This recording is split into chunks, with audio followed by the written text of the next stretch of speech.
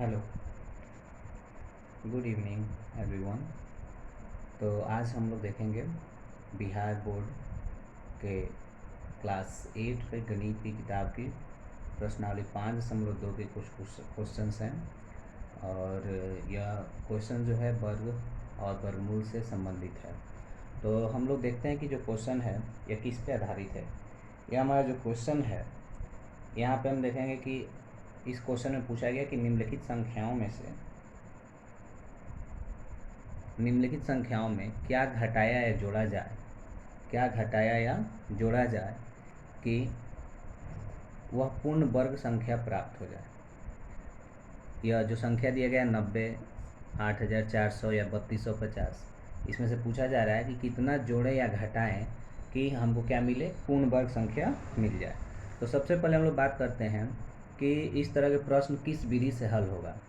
तो इसके लिए हम लोग को जो वर्गमूल निकालने की विधि है, दीर्घ विभाजन विधि, लॉन्ग डिवीजन मेथड, ठीक है, उसी का हम लोग प्रयोग करेंगे। जैसे कि यह 90 है तो 90 का, क्योंकि गुणनखंड विधि जो होता है आपको पहले बता चुके हैं कि गुणनखंड विधि से हम लोग क्या निकालते हैं कि वह सबसे छोटी संख्या ज्ञात करते हैं उससे, जिससे कि क्या कर सकें, गुणा या भाग करने से उसका क्या निकल जाता है, हमारा पूर्ण वर्ग संख्या निकल जाता है। लेकिन यहाँ पर प्रश्न है कि इन संख्याओं में से किसको सबसे कम कितना घटाया जाए या जोड़ा जाए कि हमें पूर्ण वर्ग संख्या प्राप्त हो जाए।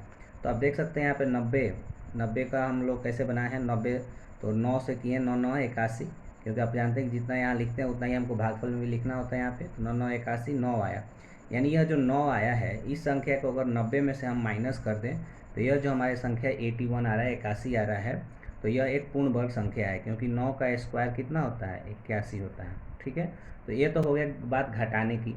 अगर पूछा जाए कि 90 में हम कितना जोड़ें, तो हमें करना यह है, यह जो हमारा यहाँ पे आंसर आ रहा है 9 आ रहा है, तो 9 में एक ऐड करना है, ठीक है, और इसका स्क्वायर कर लेना है। तो 9 में कितना हो गया हमारा 10, 10 का स्क्वायर हो जाएगा 100, ठीक है। तो 100 में से इस 90 को, यह जो क्वेश्चन में दिया हुआ 90, उसको घटा देना है, ठीक है। तो 100 माइनस हम लोग 90 करेंगे तो कितना आ जाएगा 10, यानी अगर घटाने के लिए बोला जाए तो इसमें से अगर 9 माइनस कर दें तो 81 आ जाएगा, 81, वह भी एक पूर्ण वर्ग संख्या है। और अगर जोड़ने के लिए बोला जाएगा तो यहाँ पे हमारा जो भी आंसर आया हुआ है, यहाँ 9 आया है, 9, तो इस 9 का स्क्वायर यानी 81 हुआ। इसमें हम लोग एक ऐड पहले करेंगे तो 9 और एक जोड़ लेंगे तो 10 हो जाएगा, और 10 का स्क्वायर 100 आया। इस 100 में से हमको यह दी हुई संख्या को घटा देना है, ठीक है। तो वैसे यहाँ भी हम लोग देख सकते हैं, आप देख रहे हैं कि 8400 है, इसको हम लोग दीर्घ विभाजन विधि से इसको बनाए, तो जो यह एक्स्ट्रा बचता है, अगर घटाने के लिए पूछा जा रहा है यहाँ पर कि कितना घटाया जाए, तो घटाने के लिए हम लोग क्या करेंगे, 119 घटा लेंगे 8400 में से, यानी 8281 जो आया है, 8281, यह पूर्ण वर्ग संख्या है। यह क्या है, हमारा पूर्ण वर्ग संख्या है। लेकिन हमें पूछा गया है कि तो घटाने के लिए होगी, इतना घटा दिया जाए तो आंसर हो जाएगा।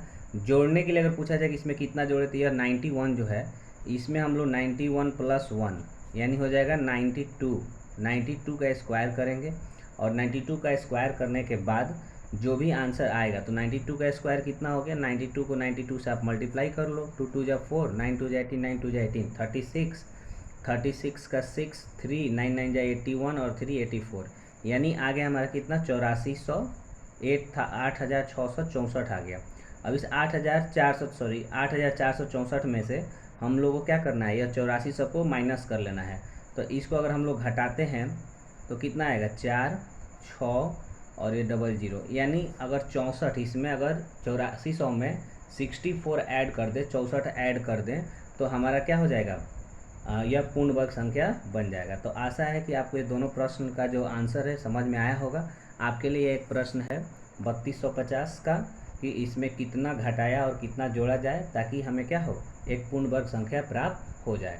तो अगर आपको कोई डाउट हो तो आप पूछ भी सकते हैं, ठीक है। धन्यवाद।